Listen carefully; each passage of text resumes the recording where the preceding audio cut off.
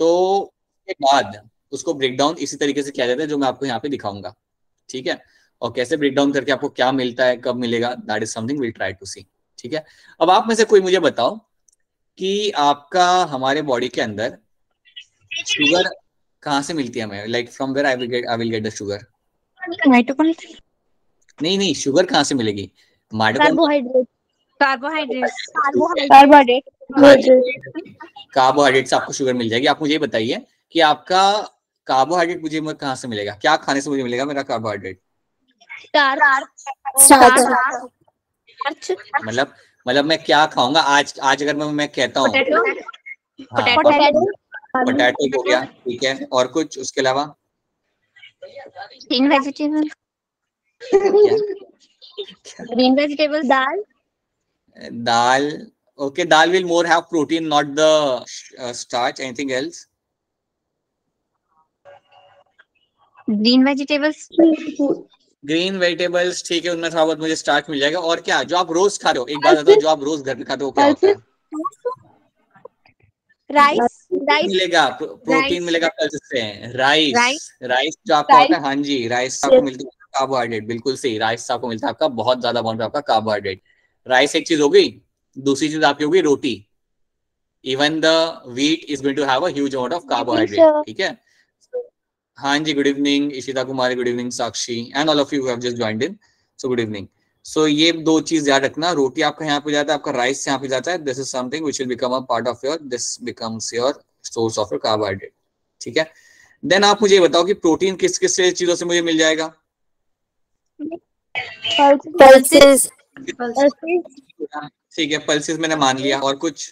Milk से मिल जाता है, ठीक है, मिल्क से एक हद तक आप प्रोटीन मिल जाएगा, बिल्कुल सी बात है आपकी। कैरेट से प्रोटीन नहीं, इतना नहीं मिलता, उसमें भी स्टार्च ज्यादा होता है। Anything else? मांस। मीट, ठीक है, यस विल फाइंड, मीट से आपको मिल जाएगा प्रोटीन। फिश से आपको मिल जाएगा प्रोटीन, एंड एग से आपको मिल जाएगा प्रोटीन, बिल्कुल सही, ये सब आपका प्रोटीन का सोर्स है, ठीक है। तो याद रखना ये सब हमें कहाँ से मिलता है, ये आपको थोड़ा बहुत याद रहेगा तो अच्छा रहेगा।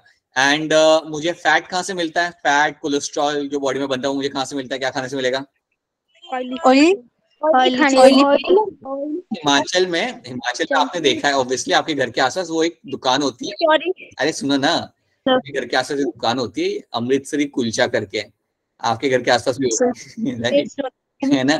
तो कभी आप नोटिस करना, पता है जो आपको कुलचा देते हैं, दे गिव यू दिस, एक लंबा सा ऐसे ब्लॉक होता है बटर का, यस सर, उसी पर डाल के देते हैं, right.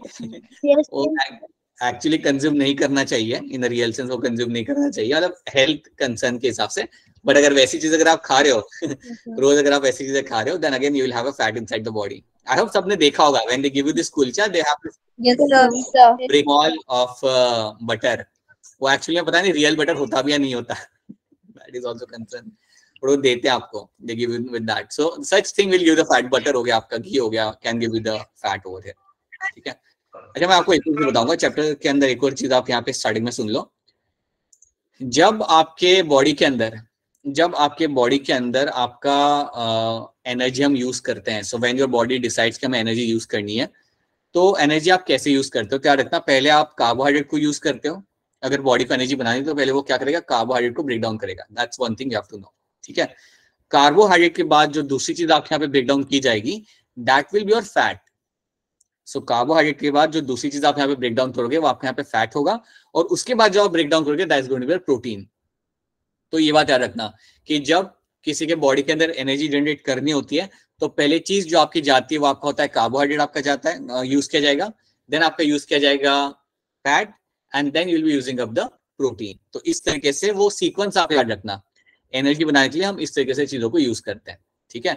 Now let's come back to the slide, let's go to the slide and let's see यहाँ पे हमारा क्या लिखा हुआ है। सो चलिए यहाँ पे हमारी स्टोरी समझते हैं, देखते हैं what we have to study आज के क्लास में in this chapter, right. So directly हम लोग जंप करते हैं मेन पार्ट की तरफ।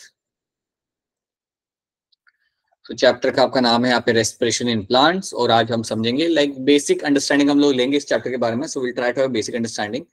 Okay, just give me a minute, there is one thing, एक सेकंड रुकना बेटा, एक सेकंड रुकना।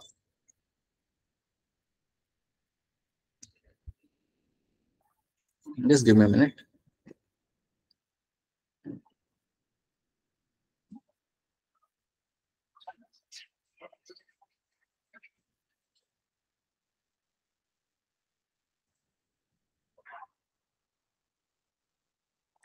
All right. So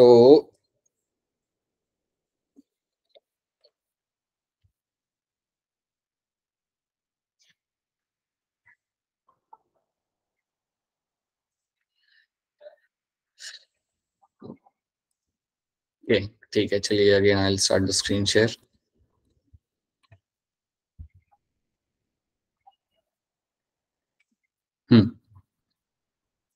तो चलिए बात करते हैं हमारे रेस्पिरेशन इन प्लांट्स के बारे में। सो ये हमारे यहाँ पे चैप्टर है। तो बेसिकली यहाँ पे हम क्या देखेंगे? So there is one thing you will be understanding here is that हम यहाँ पे हमारे रेस्पिरेटरी सबस्ट्रेट को ब्रेक डाउन करते हैं। You break down the respiratory substrate.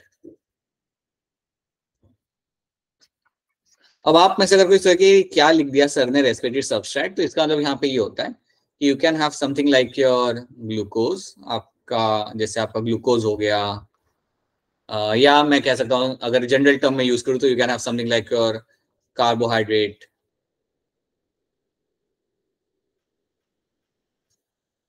Carbohydrate आपका हो गया, then you can have something like your fat and your proteins. तो इनको हम बोलते हैं यहाँ पे एज अ रेस्पिरेटरी सबस्ट्रेट। इनको हम बोलेंगे हमें यहाँ पे हमेशा एज अ रेस्पिरेटरी सबस्ट्रेट। अब जब रेस्पिरेटरी सबस्ट्रेट की मैं बात करूँ तो बेसिकली इसको मैं इसके साथ मैं क्या कर रहा हूँ? So I am going to break them down. तो अगर मैं कार्बोहाइड्रेट को ब्रेक डाउन करता हूँ, अगर मैं कार्बोहाइड्रेट को ब्रेक डाउन करता हूँ, अगर इसको हम करेंगे ब्रेक डाउन तो आपको मिलेगी काफी ज्यादा energy. So you will get good amount of energy. अगर मैं इसको ब्रेक डाउन करूंगा so will get a huge amount of energy related. तो यहाँ पे आपकी एटीपी आपका रिलीज किया जाएगा। कब एटीपी रिलीज किया जाएगा? जब मैं इसे सिस्टमैटिक तरीके से ब्रेक डाउन करूंगा तब, जब मैं इसको बहुत ही सिस्टमैटिक तरीके से इसको when it undergoes aerobic respiration, it undergoes aerobic respiration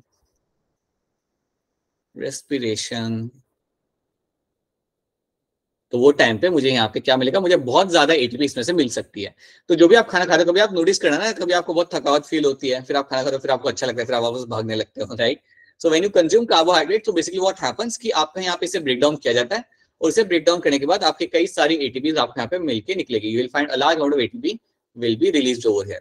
ठीक है, अब याद रखना कि आपकी बॉडी सबसे पहले कार्बोहाइड्रेट को ब्रेक करेगी, एंड देन अगर कार्बोहाइड्रेट खत्म हो गया देन वो ब्रेक करेगी आपके फैट को, देन वो ब्रेक फैट्स को। हाँ जी, ये सीक्वेंस आपको याद रखना है। पता है, मैं आपको यहाँ पे कुछ एग्जांपल है, कुछ चीजें बताता हूँ, आप याद रखना। कार्बोहाइड्रेट में जो सबसे सिंपल चीज होती है जिसको हम ब्रेक डाउन करेंगे इस चैप्टर के अंदर, that is going to be the glucose. Glucose को हम यहाँ पे यूज करेंगे, ग्लूकोज को हम ब्रेक डाउन करेंगे और इसको ब्रेक डाउन करके हम हमारा सारा एनर्जी यहाँ पे बनाएंगे। मैं आपको एक चीज बताना चाहूंगा कि आपके बॉडी में जितना भी ग्लूकोज होता है, आपके बॉडी में जितना ग्लूकोज होता है, लगभग 80% ग्लूकोज आपका दिया जाता है ब्रेन की तरफ। A major amount of glucose is being sent towards the brain, or I would say major amount of energy is being used to keep the brain alive or keep the brain sustain itself. याद रखना, आपके body में जितना glucose होता है, सो एक बहुत ज्यादा ग्लूकोज का अमाउंट आपके ब्रेन की तरफ भेजा जाता है ताकि आपका ब्रेन फंक्शनिंग करता रहे। आपका ब्रेन हमेशा आपका फंक्शनिंग काफी अच्छे से आपका पे करता रहे, राइट? तो याद रखना, आपका ब्रेन बहुत ज्यादा एनर्जी कंज्यूम करता है। अराउंड 80% एनर्जी जो बॉडी की होती है आपका ब्रेन ही कंज्यूम करता है, राइट? पता है, आपने कभी नोटिस किया होगा, पता है आपने कभी नोटिस किया होगा एक चीज, ये शायद मैंने आपको बताया था, नहीं बताया, शायद नहीं बताया था। सी, अगर किसी ने खाना ना खाया हो, आपको नोटिस करना होता है, कई बार स्कूल में होता है, आपके स्कूल में होता होगा या नहीं होता होगा, बट कई बार स्कूल में होता है कि बच्चे सुबह सुबह एक्सरसाइज कर रहे होते हैं और चक्कर आके गिर जाते हैं। Yes. Yes, sir. होता है कभी होता है। या फिर कभी आप ये नोटिस करना, जिसने अगर किसका फास्ट हो ना, किसी ने लाइक फास्ट किया हो और सुबह से कुछ खाया ना हो और रात को भी खाने को कुछ नहीं मिला ज्यादा, सो हो सकता है कि वो चक्कर आके गिर जाए, राइट? यू विल फाइंड कि उसे चक्कर आएंगे and it will just fall down. ठीक है, तो कोई बताएगा चक्कर आके वो क्यों गिरी, या जब ऐसा आप गिरते हो, कुछ आपने खाया नहीं होता तो आप क्यों गिरते हो? एटीपी जो स्टोर होगी वो खत्म हो जाएगी, फिर एनर्जी नहीं बचेगी उसके बाद। एनर्जी नहीं ब्रेन की होती। तरफ एनर्जी जा नहीं रही, एनर्जी खत्म हो चुकी है बेसिकली। ग्लूकोज मॉलिक्यूल आपके काफी कम हो चुके हैं Yes, बॉडी के sir. अंदर, राइट। ग्लूकोज मॉलिक्यूल खत्म हो चुके हैं, कम हो चुके हैं। अब देखो होता क्या है, समझो तुम्हारी बॉडी में वैसे ही ग्लूकोज कम है, तुमने सुबह से कुछ नहीं खाया, ग्लूकोज कम है, राइट। ऊपर से तुम खड़े होकर अपना काम कर रहे हो, तुम्हारा ब्रेन कह रहा है तुम्हें कि यार एक तो वैसे भी ग्लूकोज है नहीं बॉडी के अंदर, ऊपर से ये आदमी या ये लड़की काम कर रही है। और आप सोचो जब आप सीधे खड़े होकर काम करो, घूम फिर रहे हो, तो पता है क्या होता है, आपके बॉडी को ग्लूकोज पहुंचाना होता है अगेंस्ट द ग्रेविटी। समझ आ रही है बात? बॉडी को ग्लूकोज पहुंचाना है वाइज सर्कुलेशन, बट पहुंचाना अगेंस्ट द ग्रेविटी, राइट। ऐसे तैर तैर के ऊपर जाना पड़ रहा है ग्लूकोज पहुंचाने के लिए। तो जब आपकी बॉडी में ग्लूकोज बहुत कम हो जाता है, brain has to protect itself, right. तो वो टाइम पे क्या करेगा ब्रेन, आपका बॉडी क्या करेगी, आपको लेटा देगी। कैसे लेटाएगी, it will make you unconscious, right. And once you become unconscious over here, तो उसका फायदा क्या होता है पता है, जैसे आप अनकॉन्शियस हो गए तो आप क्या हो गए, हॉरिजॉन्टल, है ना। पहले आप वर्टिकल थे, अब हॉरिजॉन्टल हो गए। तो जैसे आप हॉरिजॉन्टल हो गए यहाँ पे, तो आपका ब्लड का सप्लाई काफी इजीली वहां तक पहुंचेगा, ब्रेन तक, ठीक है। तो जितना भी थोड़ा बहुत ग्लूकोज होगा ब्लड के अंदर, वो वहां तक पहुंचने लगेगा, काफी आसानी से आपको वहां पे पहुंचने लगेगा।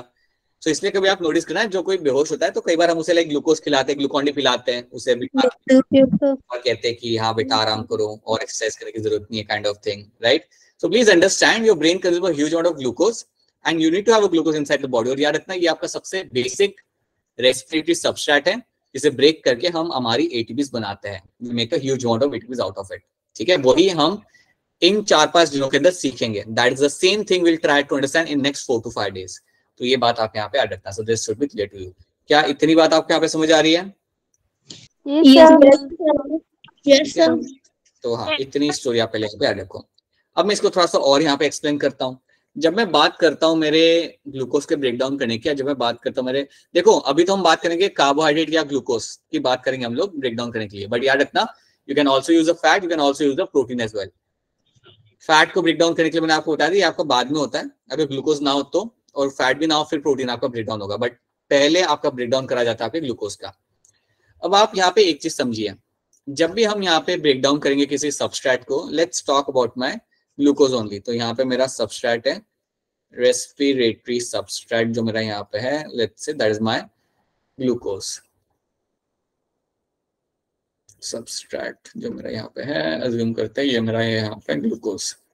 देखो ग्लूकोज के साथ होगा क्या, अब यहाँ पे 3 इवेंट्स आपके यहाँ पे होंगे, 3 very important events will happen over here. और वो इवेंट्स आपको यहाँ पे याद रखिए, वो इवेंट्स मेरे है क्या यहाँ पे, और वो इवेंट्स का कहाँ पे वो इवेंट्स होंगे।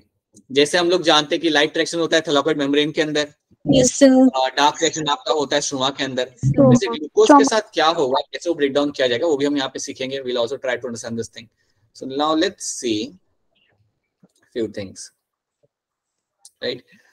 सो ग्लूकोज जो आपका होता है, जब ये सेल के अंदर आ गया, जब ये सेल के अंदर आपका घुस गया, ठीक है, आपने खाना खाया, आपने अपना अच्छा से खाना खाया, आपके ब्लड में से ग्लूकोज जो है वो अब सेल के अंदर जाने लगेगा।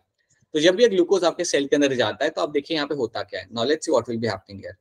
द ग्लूकोज जब सेल के अंदर आता है, तो इसके साथ एक प्रोसेस रन किया जाएगा, and that process called as my glycogenesis, right. और you can also let's understand like glycogenesis आप याद रखो, glycolysis याद रखो, glycolysis। so glycolysis आपका सबसे पहला आपका यहाँ पे स्टेप होता है, जब से पहला आपका प्रोसेस होगा जो आपके ग्लूकोज के साथ होगा। तो ग्लाइकोलाइसिस एक आपका प्रोसेस है, इट्स अ 10 स्टेप रिएक्शन, जो हम बाद में देखेंगे, आज के क्लास में हम लोग इसे देखेंगे। ये आपका होता है आपके सेल के अंदर। अब सेल में ये कहाँ पे हो रहा है, तो याद रखना ग्लाइकोलाइसिस जो आपका प्रोसेस यहाँ पे है, it is taking place in the cytoplasm. This process is taking place in your cytoplasm।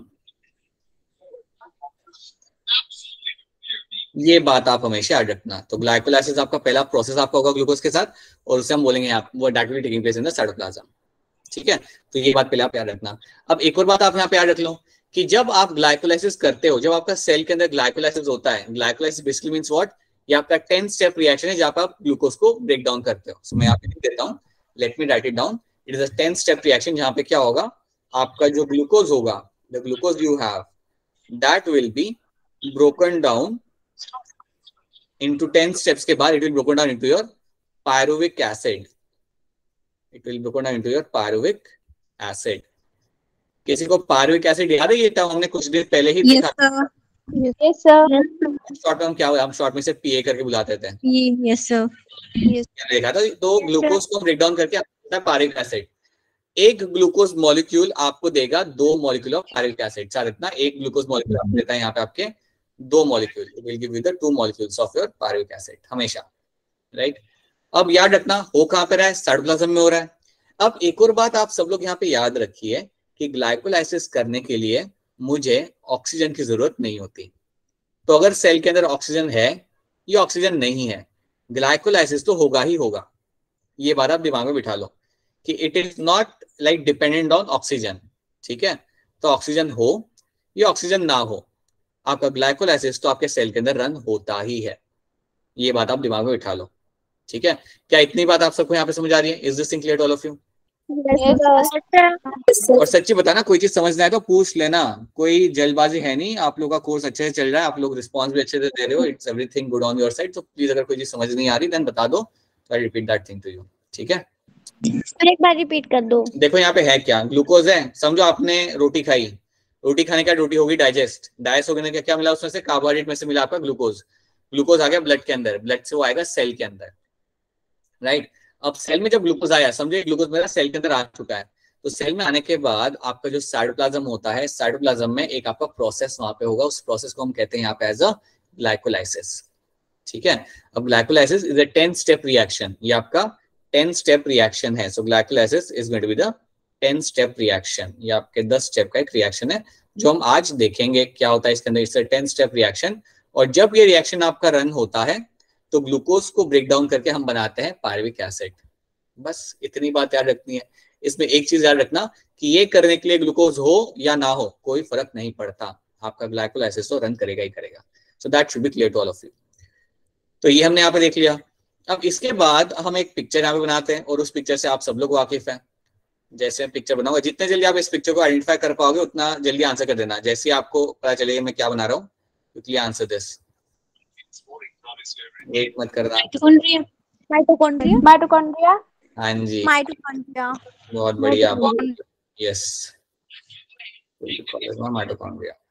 Sir ये मतलब कार्बोहाइड्रेट्स होने के बाद होगा, मतलब एटीपी राइबोलोस आ जाएगा तब होगा ये वाली जो प्रोसेस है। अच्छा मैं समझाता हूँ, हाँ चलो इसको हम वापस से समझाता हूँ, ये क्लियर कर देते हैं सबके लिए। देखो कार्बोहाइड्रेट एक जनरल टर्म है, कार्बोहाइड्रेट एक आपका जनरल टर्म है। सो फॉर एग्जांपल मैं आपको एग्जांपल देता हूँ। तो अगर मैं यहाँ पे लिखता हूँ आपका carbohydrate, so let's say I right over here carbohydrate, तो इसके क्या क्या एग्जांपल आ सकते हैं? इसके एग्जांपल में मेरा आ सकता है, you can have a starch, right, even glucose. फिर आपने सुना होगा something like your cellulose, yes sir, right. Then मैं यहाँ पे और क्या यहाँ पे डाल सकता हूँ, यू कैन, शायद एक और चीज तुमने सुनी होगी, something like your sucrose. Sucrose पता है कहाँ पे सुना होगा तुमने? वो एक पता है एक चीज आती है शुगर फ्री करके, एक छोटा सा वो आता है, जो लोगों को डायबिटीज होता है ना, they eat something else, they don't eat general sugar, they eat sugar free. तो शुगर फ्री के अंदर आपको सुक्रोज मिलता है। पहले एडवर्टाइजमेंट आया करती थी, अब पता नहीं आती है नहीं आती, शायद नहीं आती, लेकिन या सो दैट्स सुक्रोज। तो कार्बोहाइड्रेट एक जनरल टर्म है, राइट। तो जो भी शुगर मॉलिक्यूल होता है ना, ये देखो स्टार्च भी शुगर है, सेल्यूलोज भी शुगर से बना हुआ है, ग्लूकोज भी शुगर है, राइट, सुक्रोज भी है आपका। सो जनरल शुगर को हम कहते हैं यहाँ पे एज अ कार्बोहाइड्रेट, ठीक है। This are called as my carbohydrate. इनमें वाटर होता है, कार्बन होता है और आपका हाइड्रोजन होता है, तो इसलिए हम इसे कहते हैं कार्बोहाइड्रेट, ठीक है। तो carbohydrate is a general term. तो अगर आप रोटी खा रहे हो तो मैं कह सकता हूँ आपने कार्बोहाइड्रेट कंज्यूम किया, क्योंकि रोटी के अंदर होगा starch, the roti will have the starch, ठीक है। So that is a carbohydrate. अगर आप चावल खा रहे हो, चावल will have the starch, so I can still say आपने कार्बोहाइड्रेट खाया, ठीक है। कभी आप नोटिस करना, कभी आप किसी विराट कोहली का इंटरव्यू देखना, तो ऐसा कहता है वो, कई बार ऐसे इंटरव्यू में कहता है कि मैं इतना ग्राम कार्ब्स कंज्यूम करता हूँ और फिर 40 ग्राम्स में प्रोटीन कंज्यूम करता हूँ और वगैरह वगैरह करके मैं लाइक 100 मार देता हूँ। So kind of things, if you just you have heard this term like a carb, ये एथलीट्स यूज करते हैं या जॉन इब्राहिम यूज करता होगा, राइट। सो कार्ब्स मतलब कार्बोहाइड्रेट, और कार्बोहाइड्रेट मतलब आपकी रोटी हो गई, ब्रेड हो गया, चावल हो गए, these are the example of a carbohydrate. ठीक है, ये सारे आपके आपके कार्बोहाइड्रेट के। ठीक है, सो अब आप समझ रहे हो कार्बोहाइड्रेट मतलब एक जनरल टर्म है जिसके अंदर सारी चीजें आती है, जिसमें आपको ग्लूकोज आता है, स्टार्च आता है। अब देखो होता क्या है, समझो तुमने चावल खाया, समझो तुमने चावल खाया। अब मैं यहाँ पे आपको इस तरीके से बताता हूँ, let me try to tell you over here. समझो आपने रात को चावल खाया। हिमाचल में एक ट्रेंड होता है, आपको शायद मालूम होगा कि चावल एक टाइम पे रोटी बनती है और एक टाइम पे सिर्फ चावल बनते हैं। क्या आपने ये चीज महसूस की है?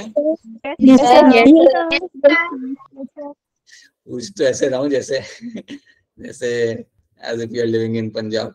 ठीक है, तो अगर आप चावल कंज्यूम करते हो तो चावल में बेसिकली आपके यहाँ पे होता है starch. You have a starch in the चावल, राइट? अब स्टार्च किससे बना होता है? अगर आप देखोगे स्टार्च में होता क्या है, what the starch going to have, तो स्टार्च में बेटा होता है ग्लूकोज। ग्लूकोज। सो ऐसा समझ लो कि अगर एक स्टार्च का मॉलिक्यूल है, समझो अगर ये मेरा स्टार्च का एक लंबा सा मॉलिक्यूल, एक बड़ा सा मॉलिक्यूल है मेरे यहाँ पे, तो starch molecule is made up of generally my glucose. तो कई सारे ग्लूकोज मॉलिक्यूल उसे बनाते हैं, तो कई सारे ग्लूकोज मॉलिक्यूल मिलके स्टार्च को बनाते हैं। So starch is made up of large number of glucose molecule. ठीक है, तो आपका जब ये पेट में जाता है, जब आपका पेट में जाता है स्टार्च, तो क्या करेगा आपका पेट, उसे डाइजेस्ट करेगा, राइट? सो जैसे आपका स्टार्च आपके पेट में जाता है, so let me just show you this way, simple तरीके से आप इसे देख लो। आपका स्टार्च आपके स्टमक में आ गया, तो आपका स्टार्च आपका ट्रैवल करके it has gone into your stomach and intestine, right? तो आपका ये आ गया इंटेस्टाइन के अंदर। अब क्या होगा, आपका इंटेस्टाइन इसे डाइजेस्ट करेगा, आपके पास एंजाइम्स होते हैं और एंजाइम्स की वजह से आप इसे करोगे डाइजेस्ट। तो जब आपका डाइजेशन होता है, जब आपका डाइजेशन होता है तो उससे क्या होगा, डाइजेशन होने के बाद याद रखना, डाइजेशन अगर होने के बाद अगर आप नोटिस करोगे so you will find huge amount of glucose is been found. कई सारे ग्लूकोज मॉलिक्यूल्स आपको मिलेंगे। सो यू विल हैव बहुत सारे ग्लूकोज मॉलिक्यूल आपके ब्लड में आ जाते हैं। डाइजेस्ट करना मतलब क्या करना, ब्रेक डाउन करना। आप इमेजिन कर लो अगर मैं इस मॉलिक्यूल को ब्रेक डाउन करूंगा तो मुझे क्या ही मिलेगा, मुझे ग्लूकोज ही मिलेगा ना। पता, कभी नोटिस करना, अगर आपने कभी ये बात देखी होगी फैमिली में या पड़ोस में, अगर किसी को डायबिटीज होता है ना तो उसको डॉक्टर चावल खाने के लिए मना करता है। कभी नोटिस करना। Yes sir, yes sir. या कभी नोटिस नहीं किया ना तो कोई डायबिटिक पेशेंट मिले तो पूछ लेना, क्या आपको डॉक्टर ने रिकमेंड किया है चावल खाने के लिए? Then he will say no, don't do that. ठीक है, but I hope you understand that people who are diabetic do not cannot consume rice, उन मना कर रखते हैं उनको कि उसमें स्टार्च होता है and starch will have the glucose. ठीक है, तो याद रखना जब स्टार्च को मैं ब्रेक डाउन करूंगा यहाँ पे तो मुझे मिलेगा मेरे यहाँ पे ग्लूकोज। क्या इतनी स्टोरी यहाँ पे समझ आ रही है? Yes sir.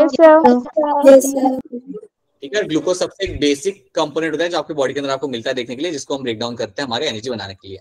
चलिए फिर यहाँ पे आते वापस से, तो ये चीज मेरी यहाँ पे हो रही है। सो ग्लूकोज अंदर आता है सेल के अंदर, अंडरगोस ग्लाइकोलाइसिस, कहाँ पे, इन द साइटोप्लाज्म, और आपको ये सब यहाँ पे मिलता है, right? Now what will happen, now what you get to see happening over here, see आपके सामने यहाँ पे माइटोकॉन्ड्रिया है। माइटोकॉन्ड्रिया की आपको आउटर मेम्ब्रेन भी दिख रही है, आपको यहाँ पे इनर मेम्ब्रेन भी आपको यहाँ पे दिख रही है। अब कोई मुझे याद करके बताए, कोई मुझे याद करके बताए कि माइटोकॉन्ड्रिया के अंदर एक प्रोसेस होता था जिसका नाम था क्रेब्स साइकिल। Yes sir. वो मैट्रिक्स में होता है, कहाँ पे होता है? मैट्रिक्स में, मैट्रिक्स। बहुत सही, बिल्कुल सही, that will takes place in the mitochondrial matrix, बिल्कुल सही बात है। तो क्रेब्स साइकिल आपका मैट्रिक्स के अंदर होता है।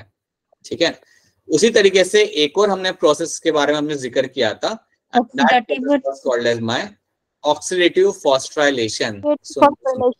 इनर मेम्ब्रेन होती है, इनर मेम्ब्रेन होता है, क्या बात है। हाँ जी, सो ऑक्सीडेटिव फॉस्फोराइलेशन भी हमने ये टर्म सुना था, फॉस्फोराइलेशन, राइट? तो ये जो आपका टर्म था ऑक्सीडेटिव फॉस्फोराइलेशन, ये आपका होता है आपके इनर मेम्ब्रेन के अंदर, that will be happening on the inner membrane of mitochondria. So this will be happening in your inner membrane of mitochondria. Inner mitochondrial membrane. Locations याद रखना, कई बार क्वेश्चन लोकेशन के ऊपर बेस्ड ही आता है, वो लोग कुछ नहीं पूछते, वो लोकेशन पूछ लेते हैं। सो इनर माइटोकॉन्ड्रियल मेम्ब्रेन के अंदर आपका यहाँ पे आपका होगा ऑक्सीडेटिव फॉस्फोराइलेशन। तो ये दो चीज आपको यहाँ पे याद रखनी है। अब आप ये चीज याद रखना, जो मेरा पहला स्टेप था ग्लाइकोलाइसिस, वो करने के लिए आपको ऑक्सीजन हो या ना हो कोई फर्क नहीं पड़ता, वो तो हो ही जाएगा। लेकिन ये जो दो मेरे स्टेप है, इनके साथ आप ऐसा नहीं कह सकते, you can not say anything for them. तो यहाँ पे मैं लिख देता हूँ प्लीज याद रखना हमेशा यहाँ पे क्लियरली कि जब हम बात करते हैं इन दोनों प्रोसेस के बारे में, पहले तो याद रखना कि वो प्रोसेस होते कहाँ पे, और फिर याद रखना whenever we talk about Krebs cycle or whenever we talk about my oxidative phosphorylation, तो याद रखिएगा ये जो मेरे दोनों इवेंट्स यहाँ पे है, ये जो दोनों इवेंट्स मेरे यहाँ पे है, those events will be happening inside your mitochondria. They will be happening in mitochondria, but याद रखना they will require oxygen. इनको चाहिए Oxygen. Yes, sir. They require oxygen. बिना ऑक्सीजन के ये इवेंट आपका हो ही नहीं सकता, बिना ऑक्सीजन के आपके ये इवेंट्स आपके हो ही नहीं सकते। तो हमेशा याद रखना पहले आपका होता है ग्लाइकोलाइसिस, और अगर सेल के अंदर ऑक्सीजन है, अगर सेल के अंदर ऑक्सीजन रहेगा तो याद रखना हमेशा ये प्रोसेस स्टेप बाय स्टेप रखना। पहले आपका हमेशा होता है glycolysis, first step is going to be the glycolysis, और अगर ऑक्सीजन प्रेजेंट है then you will have your Krebs cycle, देन आपका वहां पे होगा आपका क्रेब्स साइकिल, और क्रेब्स साइकिल के बाद फिर आपका वहां पे होता है ऑक्सीडेटिव फॉस्फोराइलेशन। तो ये स्टेप्स सबने सही तरीके से अच्छे तरीके से याद रखना है। Then you will have oxidative phosphorylation, ठीक है। तो ये बात आप यहाँ पे याद रखना, you have glycolysis first, then cycle and then oxidative phosphorylation. अब ये बात भी याद रखना ये आपका तभी होगा अगर ऑक्सीजन हुआ, तो अगर अज्यूम करते कि सेल के पास ऑक्सीजन नहीं है देन ये सब नहीं होगा, क्रेब्स साइकिल भी नहीं होगा, ना ही आपका यहाँ पे होगा आपका ऑक्सीडेटिव फॉस्फोराइलेशन। ये चीज आपको यहाँ पे याद रखनी है, if you don't have oxygen then आप ये चीजें होते हुए आप यहाँ पे एक्सपेक्ट नहीं कर सकते, ठीक है। सो प्लीज एक और बात यहाँ पे आप दिमाग में बिठा लीजिए, also please know one thing over here, ये जो दो मेरे यहाँ पे रिएक्शन है, ये जो मेरे यहाँ पे प्रोसेस है दोनों के दोनों, they are a part of my aerobic respiration, they are a part of your aerobic respiration.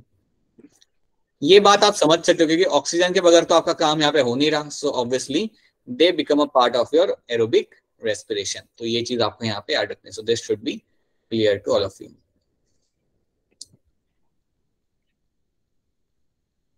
ठीक है। So that is something should be very very very clear to you. क्या ये बात आपको यहाँ तक समझ आ रही है? Is this clear to all of you? यहाँ तक सिंपल चीजें क्लियर, तो ये सब याद रखना, राइट। तो ये आप यहाँ पे याद रख लीजिए। अब इसमें एक और चीज मैं आपको बताना चाहूंगा, अगर ऑक्सीजन है तो ये सब हो रहा है, अगर ऑक्सीजन है आपके यहाँ पे तो ये सारे इवेंट्स आपके यहाँ पे होते रहेंगे, राइट। अब हम देखते हैं कि अगर ऑक्सीजन ना हो तो क्या होगा। लेट्स ट्राई टू अंडरस्टैंड कि यार अज्यूम करते हैं कि यार ऑक्सीजन है नहीं, सो देखते हैं कि अब आपकी स्टोरी में यहाँ पे क्या आएगा। So now let's try to see that in the absence of oxygen what can you expect happening over here. तो आप मुझे ये बताओ कि समझो आप लोग ही मुझे बताओ सोच के, क्योंकि आपको मैं काफी कुछ बता चुका हूं। आपका ग्लूकोज सेल के अंदर आ गया, आपका ग्लूकोज सेल के अंदर आ गया और ऑक्सीजन नहीं है, तो क्या होगा? मुझे ये बताओ, मेरा ग्लूकोज सेल के अंदर आ गया, ऑक्सीजन प्रेजेंट है नहीं है, क्या ग्लाइकोलाइसिस होगा या नहीं होगा? Yes sir.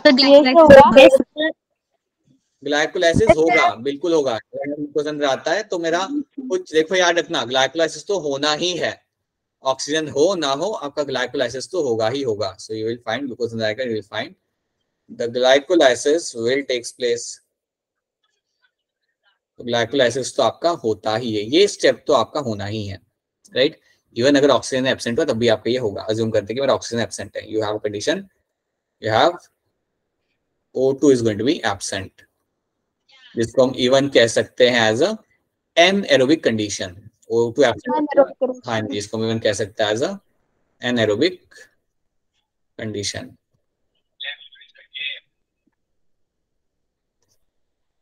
ठीक है, तो ग्लाइकोलाइसिस तो आपके यहाँ पे हो जाएगा, वो तो सक्सेसफुली आपका हो जाएगा यहाँ पे। बट ग्लाइकोलाइसिस होने के बाद, अच्छा मुझे ये बताओ ग्लाइकोलाइसिस होगा कहाँ पे? कहाँ पे होगा ग्लाइकोलाइसिस बताइए? साइटोप्लाज्म में। इतना क्यों टेंशन ले रहे हो? साइटोप्लाज्म में होगा आपका glycolysis. You have your cell, you have your nucleus, right. और साइटोप्लाज्म के अंदर आपका होता है ग्लाइकोलाइसिस, याद रखिएगा, दिस इज माय साइटोप्लाज्म, इसमें ही आपका होता है ग्लाइकोलाइसिस। हाँ जी बेटा बताइए क्या क्वेश्चन है आपका, बोलिए। समवन हैड अ क्वेश्चन ना? अरे हाँ मोनिका बताइए, आपने हैंड रेज किया, बताइए, बोलिए। नहीं अब तो कुछ पूछ लीजिए। And look at ask some question. Alright, so this is what you will find happening over here. तो आपके यहाँ पे ग्लाइकोलाइज आपके यहाँ पे हो जाएगा। अब आप मुझे याद करके बताइए, अभी 2 मिनट पहले हमने देखा था ग्लाइकोलाइज जब होता है तो ग्लूकोज को हम ब्रेक डाउन करते हैं और हमें क्या मिलता है? 2 पायरुविक एसिड। बहुत बढ़िया, you will get your pyruvic acid या पीएम यहाँ पे लिखना। कितने मिलेंगे मुझे? 4, 5, 8 कितने मिलेंगे? 2 ही मिलेंगे मुझे यहाँ पे, मैंने ज्यादा बोल दिया। सो दिस इज व्हाट हैपेंस। तो ये तो आपका होना ही है, ठीक है। अब इसके बाद क्या होता है आप समझो। अगर आपको ऑक्सीजन प्रेजेंट नहीं है तो आपकी 2 चीजें यहाँ पे हो सकती है। 2 चीजें आपकी यहाँ पे हो सकती है कि या फिर आपको यहाँ पे मिलेगा आपका एक इवेंट आपको यहाँ पे हो सकता है जिसको हम कहते हैं यहाँ पे as a alcoholic fermentation. Alcoholic fermentation, एक तो ये चीज आपकी हो सकती है पॉसिबली, राइट। दूसरी चीज जो आपकी यहाँ पे हो सकती है that can be your lactic acid formation. Lactic acid formation,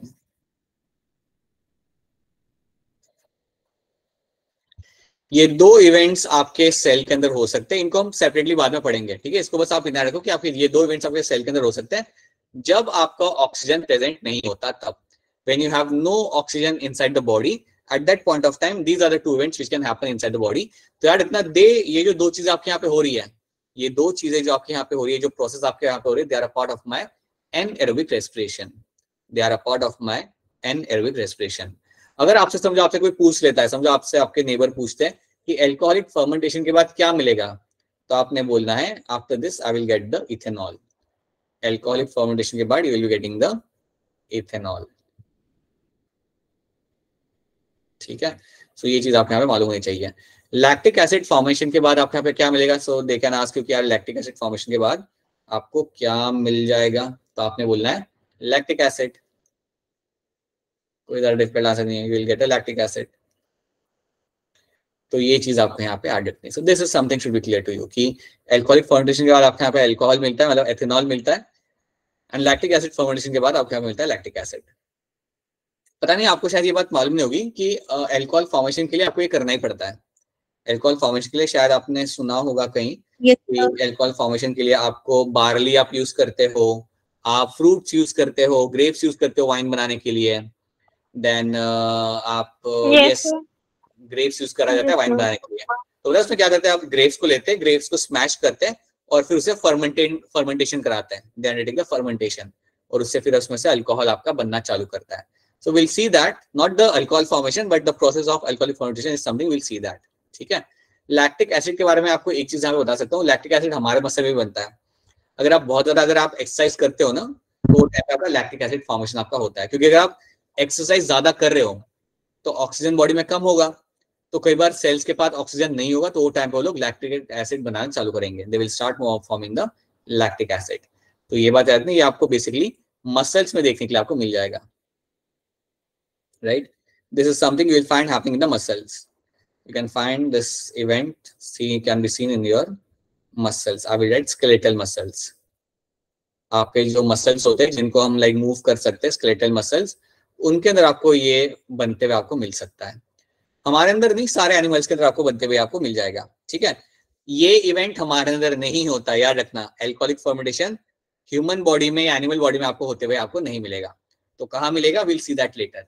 generally आपको बैक्टीरिया में होते हुए आपको मिल सकता है, या फंगाई में होते हुए मिल सकता है। पता है हम लोग फंगाई को यूज करते हैं फर्मेंटेशन के लिए, सुना होगा कभी, फर्मेंटेशन के लिए फंगाई को यूज करते हैं, नहीं सुना?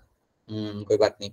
So you must have heard something like your east के बारे में सुना होगा, east. Yes sir baking powder में डालते हो, बेकिंग पाउडर में नहीं डालते हम लोग उसे, वो वाला, वही तो फर्मेंटेशन करता है, वही तो करता है फर्मेंटेशन, राइट?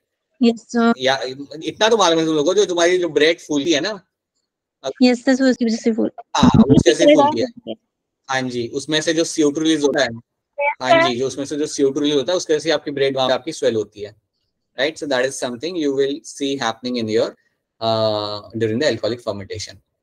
लैक्टिक एसिड के बारे में एक और चीज आपको बताना चाहूंगा, ये शायद आपने ये नहीं पता होगा आपको, लेकिन मैं बताना चाहूंगा। क्रोकोडाइल जो होता है ना, क्रोकोडाइल, क्रोकोडाइल को जब आप पानी के बाहर निकालते हो खींच के, यस तो आप ऐसे बोलो जैसे आप ओकेजनली करते हो ये सब बट ठीक है। सो जब आप क्रोकोडाइल को बाहर निकालते हो पानी के बाहर पकड़ के रस्सी से बांध के अगर आप निकालते हो तो आपको ध्यान रखना पड़ता है कि क्रोकोडाइल ज्यादा स्ट्रगल ना करे। ये चीज आपकी कंसर्न होती है। क्रोकोडाइल बाहर के बहुत ऐसे झटपटाए ना, ऐसे घूमे ना, झटपटाए ना, रोल ना करे इधर उधर, ज्यादा करे ना। अगर क्रोकोडाइल ने अपनी ज्यादा फिजिकल एनर्जी लगा दी वहां पे झटपटाने में, बहुत ज्यादा अगर लगा दी, तो हो सकता है कि उसके बॉडी में लैक्टिक एसिड ज्यादा बन जाए और वो लैक्टिक एसिड जाके उसके हार्ट को डैमेज कर देता है तुरंत, और उसके जैसे क्रोकोडाइल की डेथ हो सकती है। ये बात काफी मतलब आप लोग तो नहीं, बट ये जो बड़े बड़े वाइल्ड लाइफ बायोलॉजिस्ट होते हैं या जो जू में काम करते हैं उनको ये चीज का ध्यान रखना पड़ता है जब वो क्रोकोडाइल को बाहर निकालते हैं। So they have to ensure that कि वो ज्यादा फिजिकली स्ट्रगल ना करें, क्योंकि उसकी बॉडी के अंदर लैक्टिक एसिड को कन्वर्ट करने का तरीका नहीं होता, उसकी बॉडी लैक्टिक एसिड को कन्वर्ट नहीं कर पाती, and that lactic acid can affect the working of the heart, and तुरंत क्रोकोडाइल की वहां पे डेथ हो सकती है। तो ऐसा समझो कि आप 4 लोग, सलम, मोनिका एंड और Priya, like and one more person take out the crocodile, तो you have to ensure that कि उसे आप फटाफट उसे लाइक पकड़ के कहीं सेविएबल जाके उसे छोड़ दो, या ग्लास इस चीज का ध्यान रखो कि वो ज्यादा मूव ना करे, नहीं तो आप देखोगे कि वो 15 मिनट तक से लाइक पूरा गोल घूम रहा है, जंप मार रहा है, ये सब कर रहा है, फिर एकदम वो चुप हो गया, तो समझ जाना वो गया that means is gone. So that is something they take it to account. ये चीज वो ध्यान में रखते हैं जब आप जू में एज अ जू कीपर काम कर रहे हो, तो ये सब चीजों का आपको मालूम रखना पड़ता है, ठीक है। So that is something you have to know. तो याद रखना जब आपकी कंडीशन होती है ऐसी, जब आपको ऑक्सीजन नहीं होता, तो याद रखना ग्लाइकोलाइसिस तो होना ही है, लेकिन उसके बाद मेरा क्या होगा, इधर I will find alcoholic formation can takes place और lactic acid formation can occur. तो ये दो इवेंट्स को याद रखना, they are a part of my anaerobic respiration. ये दोनों चीजें मेरी बनती है मेरी part of my anaerobic respiration. अगर ऑक्सीजन नहीं है तो आप एक्सपेक्ट कभी मत करना कि आपका माइटोकॉन्ड्रिया या आपका क्रेब्स साइकिल या ऑक्सीडेटिव फॉस्फोराइलेशन कभी भी आपका वहां पे होगा। So that should be clear to you. क्या इतनी कहानी आपको यहाँ पे समझ आ रही है? Is this thing clear to all of you? और सच्ची बताना, कोई समझना है तो पूछ लेना, ठीक है, ऐसे परहेज मत करना कि नहीं पूछना, या हम पूछेंगे बाद में, don't do that. Alright, so that is something we have done. अब ग्लाइकोलाइसिस करने के पहले, सो ये है आपका यहाँ पे ग्लाइकोलाइसिस हम यहाँ पे स्टार्ट करेंगे, इसको हम इवन कहते हैं as a EMP pathway, Embden Meyerhof and Parnas pathway. ये 3 साइंटिस्ट के नाम थे, और नाम से पता चल रहे हैं साइंटिस्ट के नाम थे ये, और इन तीनों ने मिलकर ये पाथवे ढूंढा था, ठीक है। So that is why it was called as my glycolysis, और या और EMP pathway भी आप इसे कह सकते हो। अब ग्लाइकोलाइसिस को चलिए यहाँ पे देखते हैं इसमें क्या होता है, let's try to see that. अब इसको समझने के पहले आप इतना तो आपको पता चलेगा कि इसमें आपका ग्लूकोज इन्वॉल्व होगा, इतना तो आपको समझ आ गया। अब आपको यहाँ पे एक चीज बताना चाहूंगा, देखिए ग्लाइकोलाइसिस के अंदर आपका सबसे पहला स्टेप क्या होता है वो हम यहाँ पे समझते हैं। तो आप एक चीज मैं यहाँ पे लिख देता हूँ साइड में, this event will happen in the cytoplasm. अब ये 3 बार बता चुका हूं तो हमेशा याद रहना चाहिए, ठीक है। अभी अगर आपको ये कोई भी सुबह उठ के पूछे ना, समझो आपका छोटा भाई या बहन भी अगर आपको पूछते सुबह सुबह कहाँ होता है glycolysis, then you should tell them cytoplasm, हमेशा याद रखना। नाउ लेट्स सी, एक चीज यहाँ पे आप थोड़ा ध्यान दीजिएगा, ग्लूकोज आपका साइटोप्लाज्म में करेगा glycolysis. Now what will happen कि समझो आपका ग्लूकोज साइटोप्लाज्म के अंदर आ गया, ये मेरे यहाँ पे ग्लूकोज आ चुका है साइटोप्लाज्म के अंदर, तो सबसे पहला स्टेप क्या होता है? हमने बोला था ये आपका 10 स्टेप रिएक्शन है, तो सबसे पहला स्टेप आपका यहाँ पे ये होगा कि आपका जो ग्लूकोज है, हाँ जी बेटा बोलो क्या कह रहे हो आप, बताइए। पायरुविक एसिड बनाएगा ये? नहीं, वो तो 10 स्टेप के बाद होता है, 10 स्टेप याद रखना। हाँ जी याद रखिए, ये बात ध्यान से सब लोग सुन लीजिए एक बार, फिर कंफ्यूजन नहीं रखना है आपने। यहाँ पे कहाँ गया हमारा पायरुविक एसिड, ये रहा। ये ग्लूकोज से जो पायरुविक एसिड बनाना, इसको बनने के लिए 10 स्टेप लगे हैं, वो हमने 10 स्टेप देखे नहीं है, अब हम देख रहे हैं वो 10 स्टेप, ठीक है। सो जो 10 स्टेप रिएक्शन जो होता है वो अभी हम देखेंगे। ये तो हमने डायरेक्टली बना दिया, मतलब कि ग्लूकोज से बनता है, एंड में आपको बनता है पायरुविक एसिड, लेकिन जो 10 स्टेप्स होते हैं रिएक्शन के वो हमें यहाँ पे देखने हैं और समझने हैं। सो ठीक है, तो याद रखना। चलिए आगे बढ़ते हैं, कहाँ गया हमारा, हाँ। तो ग्लूकोज आपका अंदर आ चुका है, सबसे पहला रिएक्शन या जो सबसे पहला स्टेप यहाँ पे होता है उसमें क्या होगा, ग्लूकोज को कन्वर्ट कर दिया जाएगा आपके ग्लूकोज 6 फॉस्फेट के अंदर। Glucose will be converted into your glucose 6 phosphate, ये सबसे पहले होता है। That is the first reaction which will be happening होगी। जैसे आपको ग्लूकोज आया साइटोप्लाज्म के अंदर, आपने उसे ग्लूकोज 6 फॉस्फेट में कन्वर्ट कर दिया। तो इसका मतलब क्या हुआ? अब आप जानते हो कि ग्लूकोज के अंदर कितने कार्बन लगे होते हैं? 6 ये भी याद रखना ना, ये भी रात को अगर कोई पूछे ना, हाँ तो बता देना 1 2 3 4 5 6, 6 कार्बन होता है ग्लूकोज के अंदर। अगर बोला जा रहा है कि ग्लूकोज 6 फॉस्फेट है, तो कौन से कार्बन नंबर पे मेरा फॉस्फेट लगा हुआ है? 6 पे। बिल्कुल 6 पे लगा हुआ है यहाँ पे। So that is going to be 6 will have the one phosphate यहाँ पे अटैच, यहाँ पे एक फॉस्फेट मेरे यहाँ पे अटैच होगा। ठीक है, तो देखो ये आपका सबसे पहला चीज होता है। तो जैसे आपको ग्लूकोज अंदर आया, सो जैसे आपको ग्लूकोज अंदर आया दौड़ के आपके साइटोप्लाज्म के अंदर, तो पहली चीज पता है आपका सेल क्या करता है? पहली चीज the cell is going to do with the help of the enzyme, it will convert glucose into your glucose 6 phosphate. इसके अंदर वो फॉस्फेट लगा देगा, इसके अंदर वो एक फॉस्फेट यहाँ पे लगा देगा, राइट? सो इट विल इसको हटा देगा। फिर इसमें एंजाइम कौन सा होगा यूज? हेक्सोकाइनेज। एंजाइम्स हम बाद में आराम से देखेंगे, राइट? पहले आप थोड़े से स्टेप्स यहाँ पे देख लो, फिर हम एंजाइम चेक करके देखेंगे। तो यहाँ पे जो आपको जो पहला स्टेप पे एंजाइम आपका यहाँ पे आएगा, दैट इज योर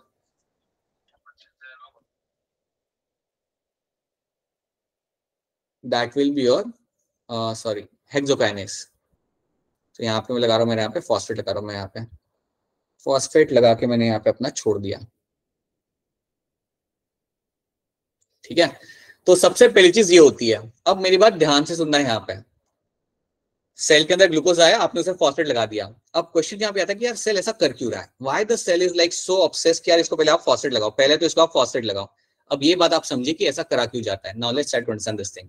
अब उसके पहले आप एक और चीज समझना कि जैसे ही आपका ग्लूकोज अंदर आया, तो ग्लूकोज को हमने कन्वर्टेड टू ग्लूकोज 6 फॉस्फेट, और ये करने के लिए आपको एटीपी यहाँ पे इन्वेस्ट करनी पड़ेगी। याद रखना, जब आप ये कर रहे हो तो what will happen, you have to invest your ATP. So that means आपका ATP will be used over here, और ATP को अगर मैं यहाँ पे यूज करूँ तो ATP will convert into my ADP। मेरा एक molecule of ATP will convert into your one molecule of my adenosine diphosphate। तो याद रखना, ATP मैंने यहाँ पे यूज किया, मिला नहीं मुझे, मैंने इन्वेस्ट किया। तो जब मैं करूंगा तभी तो मुझे फॉस्फेट यहाँ पे लगाएगा। फॉस्फेट नहीं, ऐसा तो नहीं कि आसमान से आ रही है फॉस्फेट, कहाँ से आ रहा है? ATP को ब्रेक डाउन करने से मुझे फॉस्फेट मिलेगा। तो याद रखना, एक ATP में यहाँ पे इन्वेस्ट कर चुका हूँ, तो ये बात आप यहाँ पे याद रखना। और यहाँ पे मैं चलो एंजाइम का नाम लिख देता हूँ, but later other enzymes will see separately. So the enzyme name over here is going to be hexokinase. Hexokinase, ठीक है। अब एक बात आप यहाँ पे, अच्छा पहले ये बताओ, यहाँ तक समझ आ रहा है? यहाँ तक चीजें क्लियर है? Yes sir. मैं आपको एक अलग चीज बताना चाहूंगा, फिर ध्यान देना और बताइए। आपको अगर समझ आया तो प्लीज बताइएगा, और बिना किसी व्हाट यू से इन हिंदी, बिना किसी हेजिटेंट के आप बोलिएगा कोई चीज समझना है तो। Alright, so now what will happen over here ना, आपने देखा कि सेल के अंदर ग्लूकोज आया, glucose entered inside the cell. Now let me show you this thing with the help of a better diagram. See, आपकी सेल के अंदर आपका होता है मेम्ब्रेन, और सेल मेम्ब्रेन को हम क्या बोलते हैं? What is the cell membrane is called as? हाँ जी, सेल मेम्ब्रेन को क्या बोलते हैं हम लोग? प्लाज्मा बिल्कुल सही, प्लाज्मा मेम्ब्रेन। ठीक है, तो आप एक चीज यहाँ पे याद रखना, understand one thing very clearly over here, कि आपकी जो प्लाज्मा मेम्ब्रेन होती है, ये है आपके यहाँ पे प्लाज्मा मेम्ब्रेन। याद रखिएगा, प्लाज्मा मेम्ब्रेन के अंदर आपके लगे होते हैं यहाँ पे कुछ प्रोटीन्स। आपको याद है हमने कुछ पढ़े थे, ट्रांसपोर्टर प्रोटीन्स कुछ होते हैं मेम्ब्रेन के अंदर, हमने कुछ पढ़े थे। Active transfer facility diffusion. हाँ जी, हाँ जी, जो ट्रांसपोर्ट करने में चीजों को मदद करते हैं, which are going to help in the transport of molecules, है ना। तो आपके जो ये होता है ना, ये जो आपका प्लाज्मा मेम्ब्रेन होता है सेल के ऊपर, इस पे भी एक ट्रांसपोर्ट प्रोटीन होता है आपका यहाँ पे। You have one transport protein over here, यहाँ पे आपका लगा होता है, और उस ट्रांसपोर्ट प्रोटीन का नाम होता है यहाँ पे GLUT4। ये बात याद रखना, ये भूलना मत कभी भी, कभी नहीं भूलनी है बात। There is one protein over here that is called as my GLUT4। ठीक है, तो एक मेरा यहाँ पे ट्रांसपोर्ट प्रोटीन लगा होगा मेम्ब्रेन के ऊपर, and that protein over here is called as my GLUT4।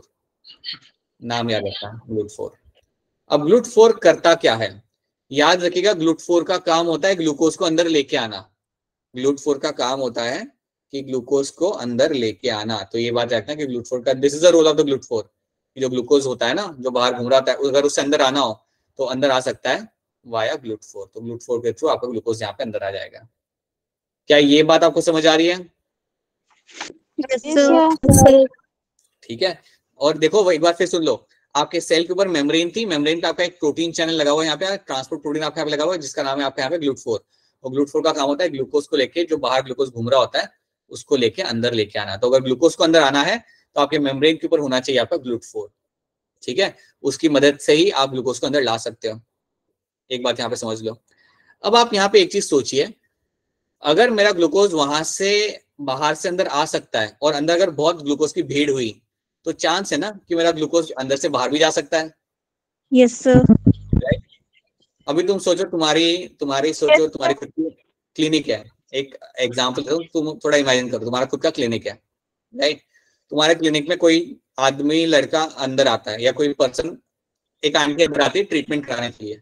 Aunty देखती कि अरे यार ये अंशिका की क्लिनिक में तो बड़ी भीड़ है, मैं यहाँ पे ट्रीटमेंट नहीं कराऊंगी, मैं जा रही हूँ। और इस करके वहां से, जहां से वो आई है वहां से वो बाहर निकल जाती है। ठीक है, तो एक तरीके से तो आपका नुकसान हो गया ना, कि जो आ गई थी आपकी पेशेंट यहाँ पे, वो भीड़ देख के वापस चली गई। समझ आ रही मेरी बात यहाँ तक? Yes sir. ठीक है, देखो अब देखो यहाँ पे तुम वापस है, सोचो कि समझो वो आंटी अंदर आई वापस है, मतलब सोचो कि आंटी अंदर आती है, राइट। और जैसे आंटी अंदर आती है, आप आंटी को चेन से बांध देते हो, राइट, या उनके पैरों में कुछ बहुत भारी चीज आप बांध देते हो जिसका वेट है अराउंड लाइक 25 kg जितना। तो क्या वो बाहर निकल पाएंगे फिर वहां से, जिस गेट से वो आए थे? No sir. No sir.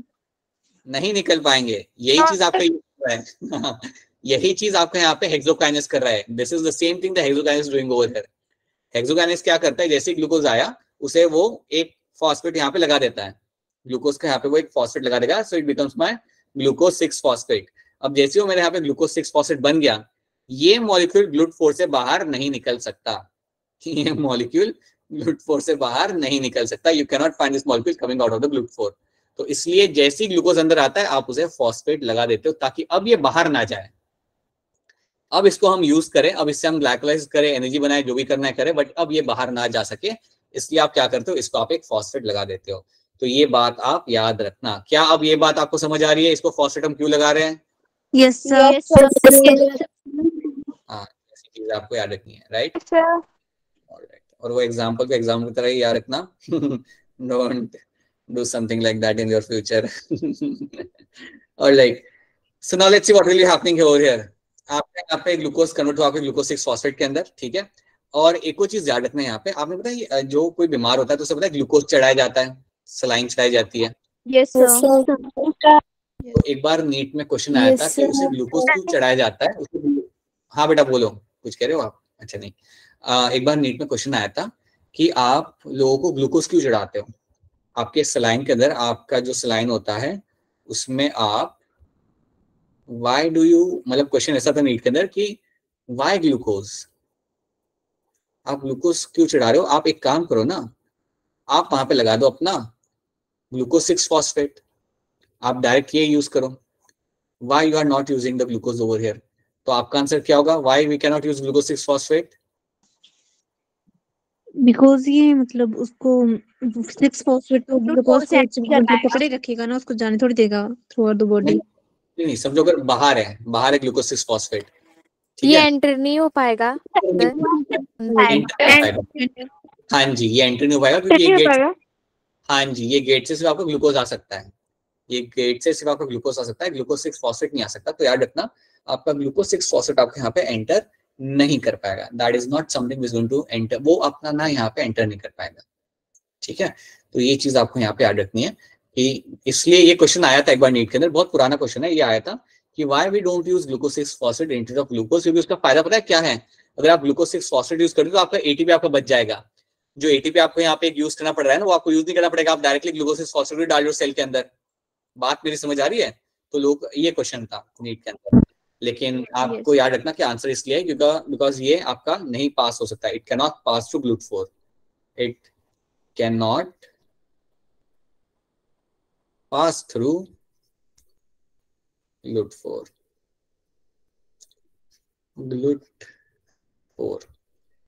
तो ये बात आपको यहाँ पे याद रखनी है। सो GLUT4 के बारे में याद रखना, इसके ऊपर बेस भी क्वेश्चन आ चुका है। क्वेश्चन यही था कि इनमें से कौन है आपका ग्लूकोज ट्रांसपोर्टर, और आपके 4 ऑप्शन लिखे हुए थे वहां पे, GLUT3, GLUT4, GLUT1 ऐसे करके। तो GLUT4 याद रखना, that is the only transporter जिसके थ्रू आपका ग्लूकोज ट्रांसपोर्ट किया जाएगा। तो ये स्टोरी आपको यहाँ पे याद रखनी है। क्या ये वाली बात आपको सबको यहाँ पे समझ आ रही है? Is this clear to all of you? Yes sir. मैं आपसे जानना चाहूंगा एक और चीज यहाँ पे। I want to know, I think it's already like I only have 5 minutes. I want to know one thing over here. आप मुझे ये बताइए, अब फटाफट हम लोग थोड़ी चीजों को रिवाइज करते हैं। आप मुझे बताइए, आपकी बॉडी को अगर एनर्जी बनाना हो तो सबसे पहले वो क्या यूज करेगी? कार्बोहाइड्रेट या ग्लूकोज। आप बोल सकते हैं that is something it will use. अगर ग्लूकोज खत्म हो गया, कार्बोहाइड्रेट खत्म हो गया, उसके बाद क्या यूज करेगी बॉडी? फैट एंड देन उसके बाद प्रोटीन। ठीक है, बिल्कुल बढ़िया। अब मुझे आप ये बताइए कि समझिए आपके सेल के अंदर ग्लूकोज एंटर करता है और सेल के अंदर आपका ऑक्सीजन प्रेजेंट नहीं है, सेल के पास ऑक्सीजन नहीं है, तो क्या मेरे सेल के अंदर क्रेब्स साइकिल और ऑक्सीडेटिव फॉस्फोरिलेशन होगा या नहीं होगा? नहीं होगा। नहीं होगा, नहीं होगा। क्या मेरे सेल के अंदर ग्लाइकोलाइसिस होगा या नहीं होगा? मेरा बिल्कुल सी बात है, ग्लाइकोलाइसिस मेरा सक्सेसफुली हो जाएगा, दैट्स राइट। और उसके बाद आप मुझे बताओ कि आपके सेल के अंदर ग्लाइकोलाइसिस हो गया, ठीक है, और ऑक्सीजन आपका प्रेजेंट नहीं है, तो कौन से 2 रिएक्शन हमने देखे थे जो जनरली सेल के अंदर किए जा सकते हैं? अल्कोहलिक फर्मेंटेशन और लैक्टिक एसिड राइट, फर्मेंटेशन। बहुत बढ़िया, बहुत बढ़िया। Alcoholic fermentation and lactic acid formation, ये 2 इवेंट्स आपके सेल के अंदर होते हैं जब जनरली आपका प्रेजेंट नहीं होता आपके यहाँ पे ऑक्सीजन आपके सेल के अंदर, ठीक है। अच्छा, अगर मेरे सेल के अंदर ऑक्सीजन है तो मैं जानता हूँ कि क्रेब्स साइकिल भी होगा, ऑक्सीडेटिव फॉस्फोरिलेशन भी होगा। आप मुझे ये बताओ कि इन दोनों में से कौन सा प्रोसेस आपका होगा माइटोकॉन्ड्रियल मैट्रिक्स के अंदर? Krebs cycle will happen in the mitochondrial matrix. बिल्कुल सही बात है, so that's be true thing, right. तो ये चीज आपको यहाँ पे पता चल गई। उस एंजाइम का नाम बताओ जो सबसे पहला स्टेप रन करता है आपके ग्लाइकोलाइसिस का? हेक्सोकाइनेज। बिल्कुल सही, ठीक है। तो यहाँ तक हमने देखा है, we have just seen some basic, I won't say basic, but हमने एक जनरल आइडिया लिया है कि क्या होता है आपके सेल के अंदर, how you break down the sugar molecule, आप कैसे ब्रेक डाउन करते हो, या वी हैव जस्ट सीन, हमने बस स्टार्टिंग का पार्ट देखा है कि यार कैसे चीजें आपकी होती है और ये करी क्यों जाती है। ये सब हम जो देख रहे हैं ये बेसिकली कराई इसलिए जा रहा है ताकि आप बना सको अल्टीमेटली बहुत सारी ATPs, so you can make huge amount of ATPs। और इन्हीं ATP को यूज, बिकॉज आप जानते हो ATP is your energy currency, और इसकी मदद से आप अपने सारे काम कराओगे, सारे केमिकल रिएक्शन आपके बॉडी में जो हो रहे हैं वो इनके थ्रू ही आपके होते हैं, ठीक है। तो इतनी ही बात आपको यहाँ पे याद रखनी है, these are the thing which should be clear to you, ठीक है। क्या इतनी कहानी आपको समझ आ रही है? Yes sir. इतनी बात अगर आपको समझ आ रही है देन चैप्टर समझने में आपको तकलीफ नहीं आएगी। आई एम वेरी श्योर कि अगली बार हम लोग जब मिलेंगे ग्लाइकोलाइसिस खत्म करेंगे, खत्म करके हम लगभग 12 क्वेश्चन सॉल्व करेंगे उसके, और जैसे आपके क्वेश्चन सॉल्व होते जाएंगे you will have a good grip on them, ठीक है। बाकी उसके अलावा कल आपका मेजर टेस्ट है, मैं एक्सपेक्ट कर रहा हूँ कि आप में से like almost all of you and majority of you will get a very good score. Bio में अच्छा स्कोर लाइए, बढ़िया, लाइक 360 का पेपर होगा, try to get a very good score, try to be closer to 300, कोशिश करिए 300 के पास जाने की। अगर आपको लगता है कि 300 के पास जा नहीं सकते, ट्राई करिए टू गेट अ 250, राइट, उससे नीचे नहीं चलेगा उससे नीचे नहीं है, ठीक है। So try to get that much amount of score, क्योंकि अगर तुम्हारा स्कोर आया, समझो बाद में तुम ला रहे हो 100, 200, 150, नहीं, उससे मजा नहीं आएगा। You have to get around 250, target 250 minimum, right. और लग रहा है कि 300 टच कर सकते हो तो अभी बढ़िया है, और कर सकते हो क्योंकि सारे चैप्टर करे हुए हैं, right. You have done all the chapters, you have solved so many assignments, so do that. I am very hopeful कि कल के टेस्ट के बाद जब मैं आप लोग का स्कोर कार्ड देखूंगा सुबह उठ के मंडे को, so I am hoping to see very good score, ठीक है। सो वो चीज का ध्यान रखिएगा आप लोग। Alright then, so let's wrap this up, यहाँ पे हमारी स्टोरी खत्म करते हैं और मिलेंगे हम लोग वापस से मंडे को। सो ठीक है देन, चलिए bye, good night, have fun, take care and test दीजिएगा। Thank you.